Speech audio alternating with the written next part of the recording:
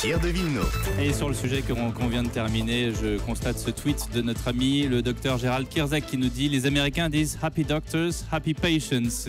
Quand les docteurs sont contents, les patients aussi. Allez, on va passer à ce nouveau sujet, les papis gâteaux qui offrent des caramels à leurs petits-fils, les mamies câlins qui racontent des histoires de fées.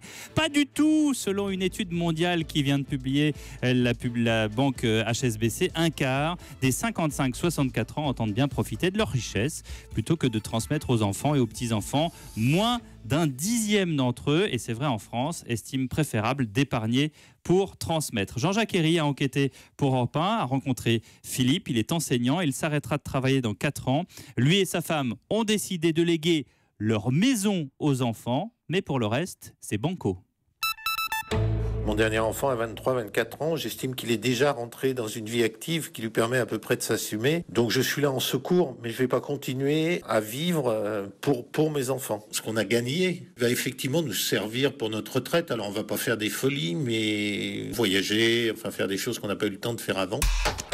Voilà donc le témoignage de Philippe rencontré par Jean-Jacques Herry. Bonjour Hervé Sauzet. Bonjour. Vous êtes président de l'Institut français des seniors. Est-ce que vous reconnaissez ce témoignage? Est-ce que vous reconnaissez les seniors dans ce témoignage?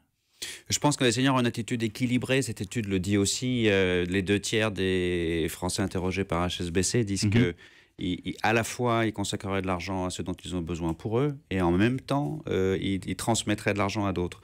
Donc il y a effectivement après une petite partie, les 20% et quelques que vous avez cités, qui peuvent être un peu plus égocentrés, disons, mais on peut le comprendre. Je pense aussi qu'il faut distinguer suivant les âges et suivant les revenus.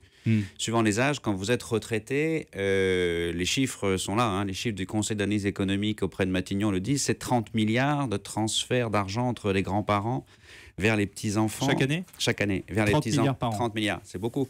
Vers les petits-enfants et vers les enfants. En plus de tout le temps qu'ils consacrent à garder les petits-enfants, aujourd'hui, les grands-parents consacrent plus de temps à garder les petits-enfants. Et encore, on n'a pas compté Madame Bettencourt, sinon ce serait beaucoup plus. On n'a pas compté Madame Bettencourt, oui. à qui je vais redonner mon numéro de téléphone.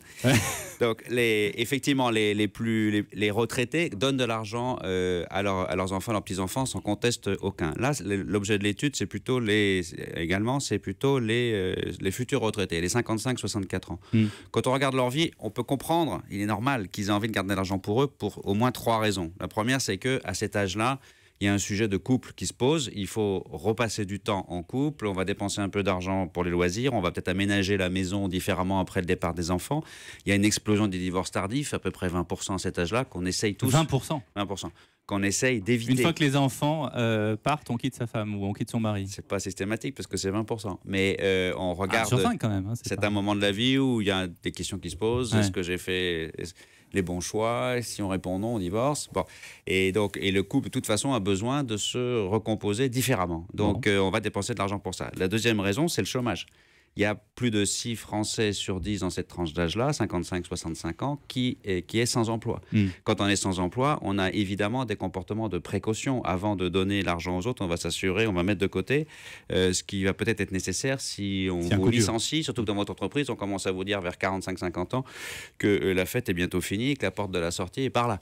Donc, il y a un deuxième, le sujet du chômage, le sujet du couple est important. Le troisième sujet, c'est la dépendance des parents. C'est-à-dire qu'avec l'espérance de vie qui augmente d'un trimestre par an aujourd'hui, et on peut s'en réjouir, eh bien, les jeunes retraités vont se trouver, et ils le savent, en charge de leurs parents. C'est 4 millions de Français qui s'en occupent tous les jours. Donc, il y a également un sujet économique, parce que s'occuper de la dépendance de ses parents en contractant des services à la personne ou des technologies qui vont les aider à rester chez eux, ça coûte à peu près 1 500 € par mois. Donc, pour le chômage... Ça, c'est une moyenne, parce que ça peut coûter beaucoup plus. Ça peut coûter beaucoup plus. Donc, que les 55-64 ans disent qu'ils gardent un peu d'argent pour eux, ça me paraît tout à fait normal, et ça ne veut pas dire qu'ils ne sont pas généreux.